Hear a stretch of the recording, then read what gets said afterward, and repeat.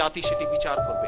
আমি আমার মা দেশনেত্রী খালেদা জিয়া যেই আদর্শকে সামনে রেখে মানুষের জন্য সংগ্রাম করেছেন, মানুষের জন্য কাজ করেছেন, সেটিকে সামনে রেখে রাজনীতি করার চেষ্টা করছি। কাজেই আমি ওগুলো দেখে এসেছি। ওগুলার মধ্যে আমার কোনো নতুনত্ব বলে কিছু নেই। আমার কাছে একটি চাওয়া, যে জন্য শহীদ রাষ্ট্রপতি জিয়াউর রহমান জীবন উৎসর্গ করেছেন, জীবন দিয়েছেন, শহীদ হয়েছেন, যে জন্য আজকে আমার ৭৬ বছর বয়সী মা দেশনেত্রী বেগম খালেদা জিয়া আজও জেল খাটছেন, কি সেই উদ্দেশ্য, কি সেই লক্ষ্য? সেটি হচ্ছে বাংলাদেশের মানুষের ভোটের অধিকার, বাংলাদেশের গণতন্ত্র প্রতিষ্ঠা।